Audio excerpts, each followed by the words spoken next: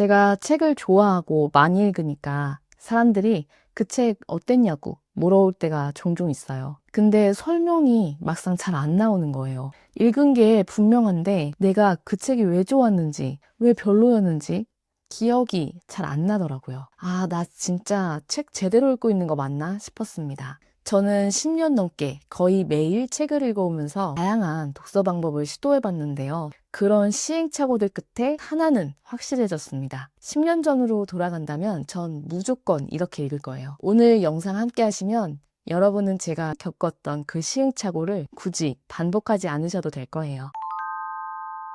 책을 읽고 기억나지 않는다는 스트레스는 아마 우리가 읽은 책을 다 기억해야 한다, 그렇게 생각하기 때문일 수도 있어요. 그런데 이 기억과 관련해서 유명한 개념이 하나 있는데요. 에빙하우스의 망각곡선. 기억은 우리가 학습을 한 직후부터 급격하게 감소하고 시간이 지날수록 완만해진다는 그런 내용이에요. 우리가 읽은 내용은 생각보다 빨리 흐려집니다. 이건 우리가 게을러서가 절대 아니고 뇌가 원래 그렇게 작동하기 때문이래요. 그래서 책을 그렇게 많이 읽고도 제대로 기억하지 못하는 저를 자책할 게 아니라 어떤 방식으로 책을 읽는 게 좋을까에 대해서 고민을 많이 해보게 됐습니다. 저는 워낙에 속독과 병렬 독서를 좋아해요. 그러다 보니까 눈으로만 이제 책을 읽고 있다는 생각이 들더라고요. 한 하버드 신경과학 박사는 기억 자체가 형성되기 위해서는 인지와 집중, 이렇게 두 가지가 필요하다고 말합니다. 저는 사실 그렇게 깊게 집중하지는 못했던 거예요. 눈으로는 책을 읽었지만 머리는 따라가지 못하고 있었던 거예요.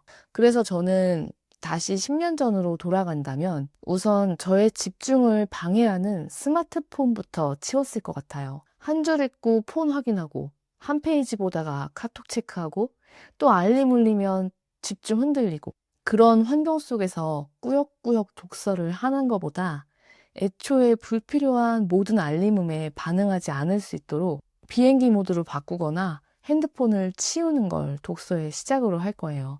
이렇게 스스로 저의 독서에 대해서 이게 독서가 맞나? 빨리 읽고 기억도 못하면 SNS나 쇼츠 보면서 도파민 채우는 거랑 뭐가 다르지? 이런 질문들이 든 게 제가 중간에 독서 방식을 바꾸게 된 첫 번째 계기였습니다. 그런데 또 집중만의 문제는 아니었어요. 방식을 바꿔서 책의 밑줄도 긋고 메모도 하고 정리도 하면서 그렇게 읽어봤는데요. 이 기록이 늘어나기만 한다고 해서 저의 독서가 더 효과적이라고 느껴지지는 않더라고요. 이게 저의 독서 방법을 중간에 바꾸게 된 두 번째 계기인데요. 오랫동안 기록 연구로 유명한 김익환 교수님은 한 채널에서 이렇게 말씀하시더라고요. 이걸 이제 자기화라 그러는데요. 그러니까 극단적으로 요약하시고요. 그다음에 자기식으로 자기화된 것을 자기 생각을 토대로 해서 메모하고 기록하는 거. 요걸 꼭 기억하셔야 되고요. 그래서 나는 어떻게 느꼈지? 이걸 나는 어떻게 활용해 볼 수 있을까? 이런 식으로 한 번이라도 내 말로 바꿔보는 게 참 중요한 거였어요.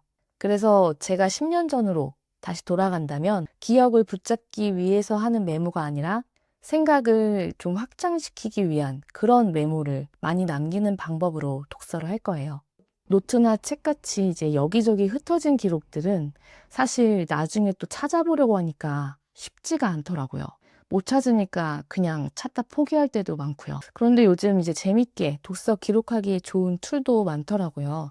저도 요즘 이제 저한테 잘 맞는 기록 툴을 활용해 보려고 이것저것 시도해 보고 있는데요. 기본적으로 노션 많이 활용하시는 분들은 노션 템플릿 활용해 볼 수 있을 거고요. 북적북적 앱이라고 이건 이제 나의 독서 기록이나 성과가 한눈에 보이니까 읽는 맛이 좀 나게 해주더라고요. 이 퀄렉트 앱 같은 경우에는 문장을 수집하기에 좋은 그런 기록 툴이라고 생각됐어요. 아니면 그냥 블로그나 인스타그램, 스레드 같은 곳에 책을 읽고 나서 나의 생각을 아주 짧게라도 밖으로 한번 꺼내보는 게 중요해요. 혹시 여러분이 독서 기록을 위해서 잘 활용하고 계신 그런 방법이 있다면 저한테도 좀 추천해 주세요. 책이 어려워도 끝까지 다 읽어야 쌓이는 거 아닌가? 다 이해를 해야 의미 있는 게 아닐까? 저도 한동안 그렇게 생각하면서 독서를 했습니다. 특히 벽돌책 시도할 때. 끝까지 읽지 못하면 내가 부족한 사람 같고 어떻게 읽긴 했는데 완전히 이해를 못하면 제대로 읽은 게 아닌 것 같았어요. 벽돌책이 괜히 벽돌책이 아닌가 봐요. 이렇게 다 읽고 잘 이해해야 한다는 그런 압박이 저의 어깨를 독서하는 내내 무겁게 만들더라고요. 이것도 저의 독서 방법을 바꾸게 된 계기 중에 하나였습니다. 우리가 학교 다닐 때 시험을 보더라도 대부분 범위 안에서 꼭 알아야 되는 부분들을 물어오지 전범위 기억력 테스트를 하는 게 아니잖아요. 독서도 마찬가지인데요. 책을 읽는 과정에서 이미 우리 머리와 마음에는 많은 일들이 일어납니다. 어떤 문장에서는 너무 감동받아서 멈춰서 보기도 하고 또 어떤 문장에서는 그동안 전혀 몰랐던 정보를 얻게 돼서 유용하기도 하고 또 읽다 보니까 책에 빠져들어서 하고 있던 고민이 작아지기도 해요. 그렇게 책을 읽는 동안 내 생각이 한 번이라도 움직였다면 그게 이미 독서의 가장 큰 가치가 아닐까요? 그래서 저는 독서하면서 기준을 바꿔봤습니다. 책을 끝까지 읽었는지가 아니라 읽기 전과 후로 내 생각이 조금이라도 달라졌는지, 또 다 이해했는지가 아니라 나의 생각을 더해서 나만의 해석이 한 번이라도 있었는지, 저는 그게 더 중요해졌어요. 예전으로 다시 돌아가서 독서를 시작한다면 읽기를 다 끝마치지 못한 책에 대한 부담은 좀 내려두고 오히려 다 읽고도 아무 생각을 남기지 못한 그런 독서를 하지 않기 위해서 노력할 거예요. 저는 10년 전으로 돌아가도 여전히 책을 좋아하고 많이 읽을 것 같은데요. 대신 말씀드렸던 3가지는 꼭 바꿀 거예요. 집중을 방해하는 휴대폰을 우선 독서 순간에서 뺄 거고요. 요즘 다양한 메모나 기록 툴 중에 나와 잘 맞는 걸 골라서 내 생각을 통과시킨 나만의 기록을 독서에 더할 거고요. 벽돌책을 계속 시도하고 있는 저에게 다 이해하지 못해도 괜찮고 완독하지 못해도 괜찮다고 스스로를 좀 다독여주고 싶어요. 아, 이건 좀 읽기 전과 다르게 보이네 하는 순간이 생긴다면 그 독서는 이미 충분한 거 아닐까요?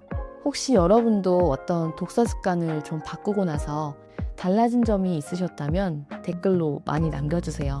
좋은 방법들 참고해서 지금으로부터 10년 뒤에 또 후회하지 않을 좋은 독서를 계속 해나가고 싶어요. 좋아요와 구독으로 자주 만나요. 감사합니다.